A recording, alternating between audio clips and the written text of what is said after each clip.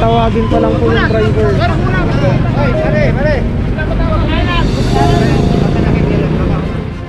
Palis na lang po, pedestrian lane. Kuya, pedestrian lane o, palis na lang.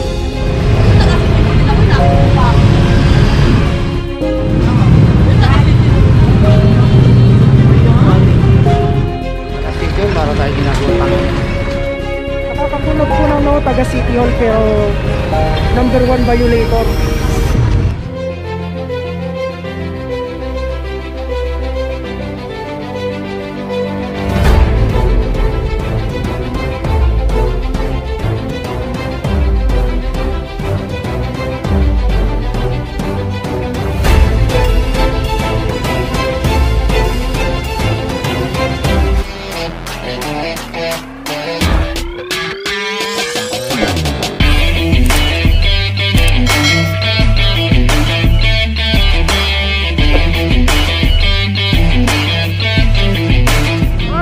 So yun po na, this is Winner TV at welcome to my channel.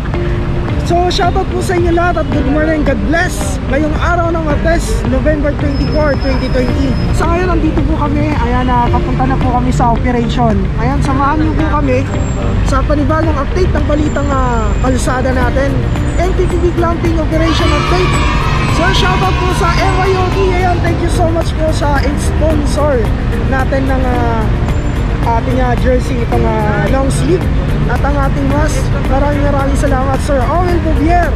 Thank you so much lang po kayo sa aking channel. Please subscribe to my channel and don't forget to click the notification button. Please like and share this video and God bless. Okay ba kayo? Handa na? Alright. Handa na? Alright. Let's go. God first.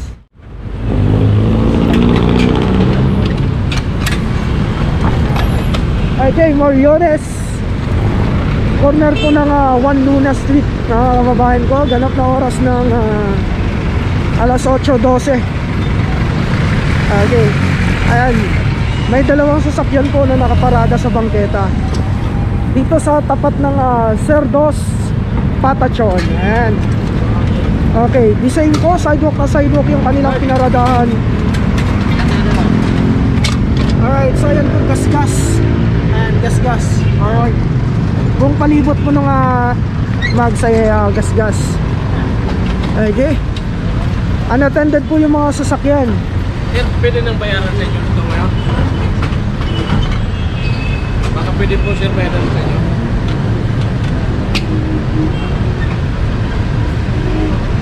Kung sana po ginaya nila dun sa isa, ayun, yung nakasagad po dun sa gilid, hindi po makaklamp yung kanilang sasakyan. Kaso yung kanilang sasakyan ay nasa gitna.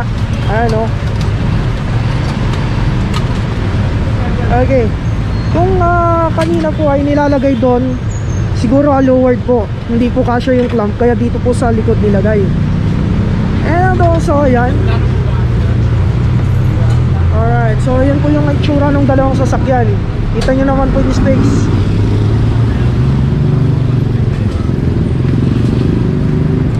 Okay, si kuya nakikiusap kung pwede raw bayaran po dito mismo sa field operation.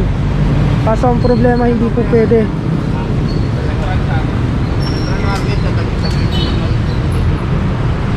Ito po yung mga panibagong pasaway na inabutan natin dito sa bangketa. Okay, ngayong araw ng Martes. Ayan. Tinatanggal namin ito. Bawal yun eh.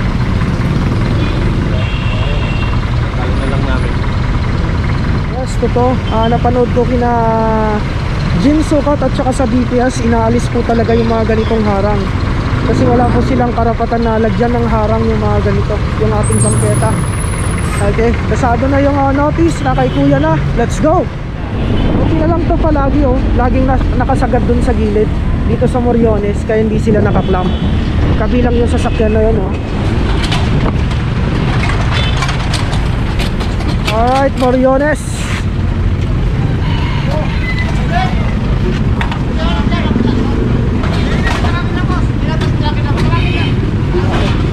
Tatawagin pa lang po yung driver. Oy, pare.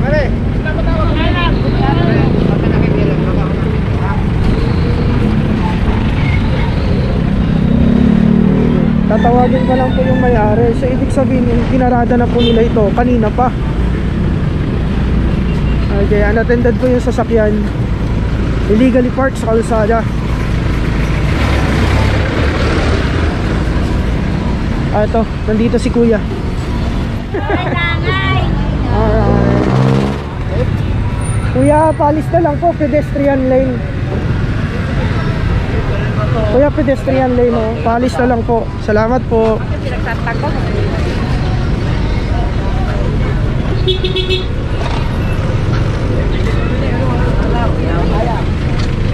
Okay, ayan. Ang ganda ng parada ng Honda Civic, oh. Oh, nakabalagbag. Okay, pangalawa ito. Pangalawa pa ito, Honda Civic din. Balagbag rig ng parada. 24 ngayon? 24. So ayan po, dalawang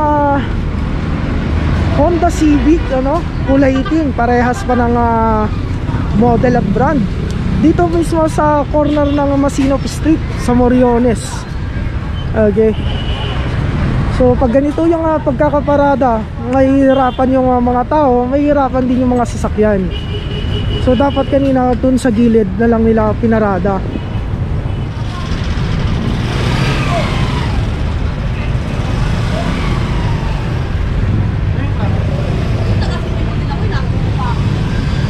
So makikita nyo po, ito po yung bangketa at ito po yung kalsada.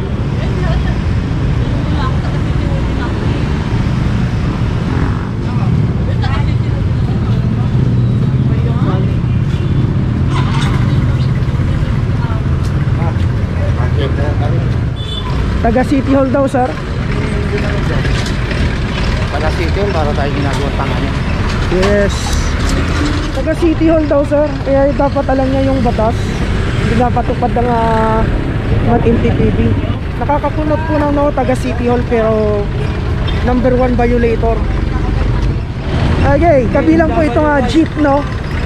Kita nyo naman po yung parada ng jeep. Hindi tayo nagkaklamp ng jeep. Kung makikita nyo mo, halos i-bash nyo po kami.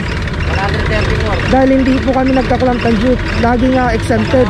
Pero pagka ganito naman po na grabe naman pong pagkabusado, ay hindi naman po papayagan. So, ayun po yung dalawang Honda Civic dito sa corner ng Masinop Street, Moriones. Pinaantar, sir, eh. Ayan, oh.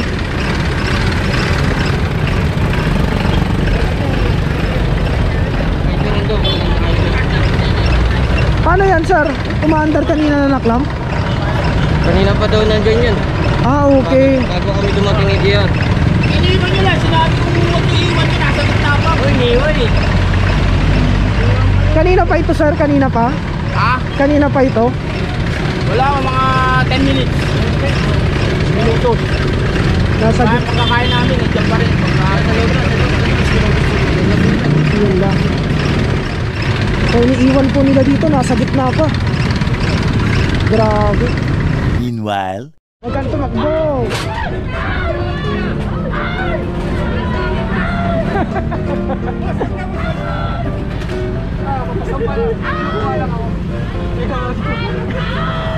Aalis na. Ikaw.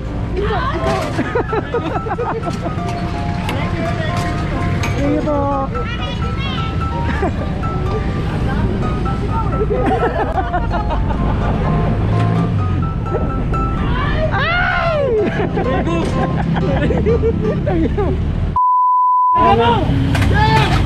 Juan Luna, corner po ng Del Piero Street. At ito po, nasa street corner, Ampel Street. Ayan, Ampel Street po ito nga papasok. So palagi po ito, palaging pag nadadaanan natin, kunwari aalis, pero pag nakalagpas po tayo, hindi po pala sila aalis. Okay, nagiging sobra na. Tapat po tayo ng Don Binitos. Yan, shoutout sa Don Binitos. Ano ng tubig? May ano na ba dito kaya nagilising? Bumili mo ng tubig eh. Sugar naman ako. Matawa na tayo. Ha? Yan nga po. Ano naman eh. Para naman naman.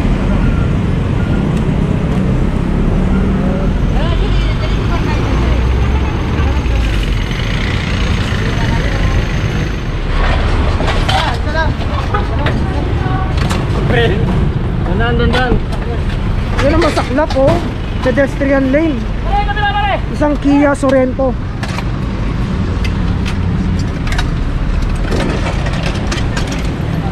Grabe naman ito. Talagang daanan ng tao. Pedestrian lane. Nagkaroon na lisensya to. Guys, kung sasamahin nyo ko, kaso paano kaya siya nagkaroon ng lisensya? Hindi niya alam kung ano ang kanyang pinaparadahan. Pedestrian lane, dapat hindi po yan pinaparadahan. Hindi porket siguro pag matanda or ano. 201. Hindi ko lang sure kung sino yung may-ari, pero hindi po dapat ito pinaparadahan. Pagka ganito po, kahit dumating yung driver nito, makaklam po siya. Kasi maling-mali po talaga. Oh. Ay, nangyari? Kasi nalimbos yung salamin. Magpapabot kami ng salamin.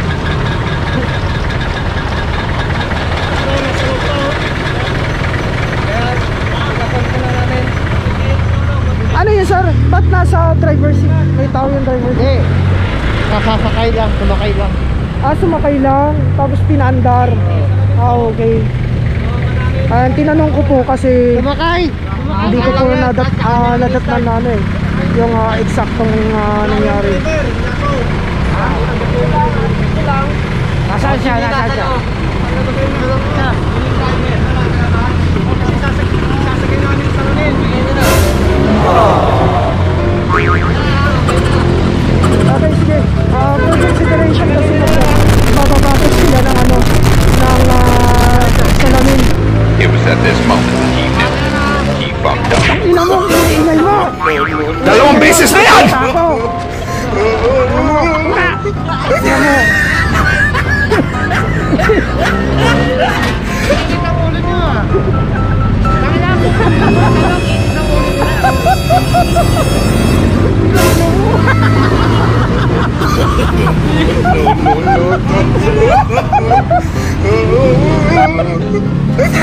Init ang ulo mo. Ay, kaya liwanag ko. Nakikita yung panty, puta. Ayun o. Nagsabi pa ng panty ang suot niya. Nakakalimutan mo, naka-record pa to, tol. Hindi mo na panty liner. Panty liner. Lalayo na ako kay Darren. Hindi ko alam ang kasarayan mo to. Ang ganda ng paliwanag ko, puta. Biglang nagsalita, visit si Darren.